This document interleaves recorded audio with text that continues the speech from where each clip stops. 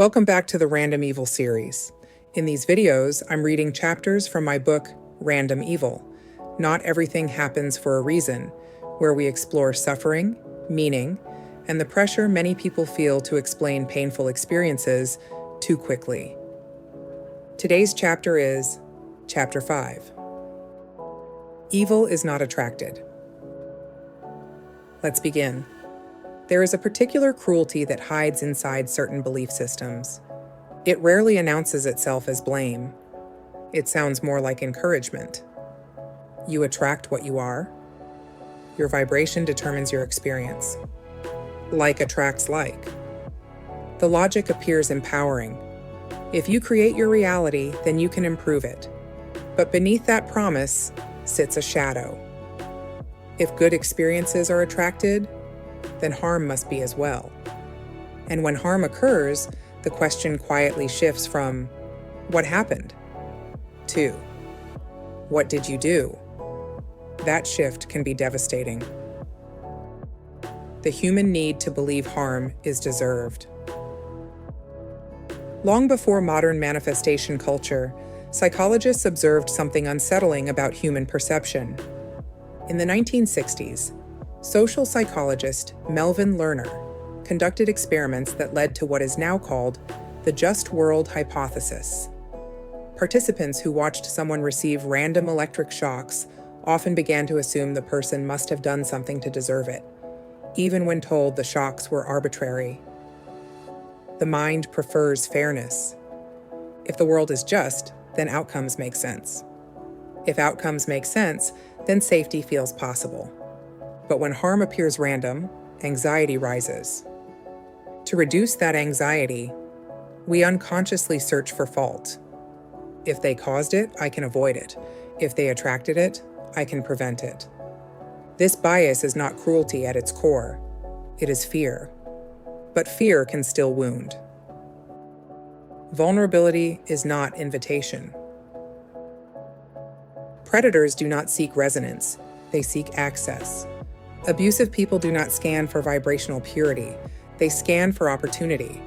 Illness does not evaluate mindset. Accidents do not consult alignment. The idea that vulnerability attracts harm reverses responsibility. It relocates authorship from perpetrator or probability to survivor. That relocation can trap someone in endless self-analysis. What belief did I hold? What thought did I entertain? What energy did I emit? This internal interrogation feels productive.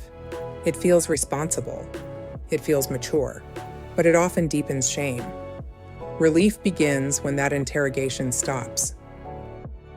The subtle profit of control narratives. There is another layer worth acknowledging calmly. Frameworks that promise control are marketable. If you can change your thoughts and guarantee outcomes, you will invest time and money learning how. Control sells. Uncertainty does not. This does not mean everyone teaching these ideas is malicious. Many are sincere. But systems that monetize certainty often amplify narratives that suggest personal causation. Because if outcomes are responsive to mindset, then continued training becomes necessary. The loop sustains itself. Again, this is not an accusation. It is an observation about incentives. And incentives shape messaging.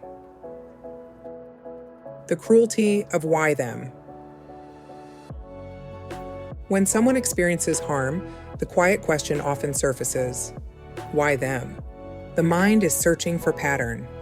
If a reason can be identified, the world feels safer. But sometimes the most honest answer is, because vulnerability exists, because biology fails, because someone chose harm, because probability struck. There is no moral calculus behind every event. The absence of a reason does not imply deficiency. Relief without surveillance. There is relief in no longer searching for what you did wrong. Relief in no longer scanning for hidden lessons. Relief in saying, I did not attract this. I did not manifest this. I did not misalign into this. This does not eliminate responsibility where it exists. it restores it where it belongs. Responsibility sits with perpetrators, with systems, with biology, with chance, not automatically with the one who was harmed.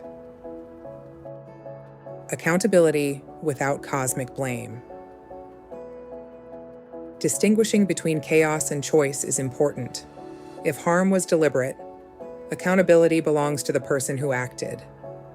Calling abuse a lesson does not elevate it. It erases authorship. Calling violence a mirror does not transform it. It distorts it. When responsibility is spiritualized, it becomes diffused. When responsibility is named accurately, dignity returns.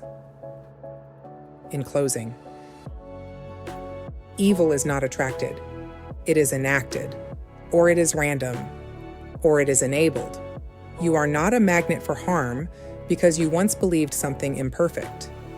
You are not defective because something terrible happened. The need to believe that people get what they deserve is human, but it is not always accurate. And sometimes the most stabilizing sentence is the simplest. This was not your fault. That's where we'll pause for today. If something in this chapter stayed with you, you don't need to resolve it right away. Sometimes clarity comes slowly, after we've had time to sit with what we've heard. If you'd like to continue this conversation, the next chapter will be coming soon. Hit subscribe so you don't miss the upcoming episodes. Until then, take care of yourself, and I'll see you in the next video.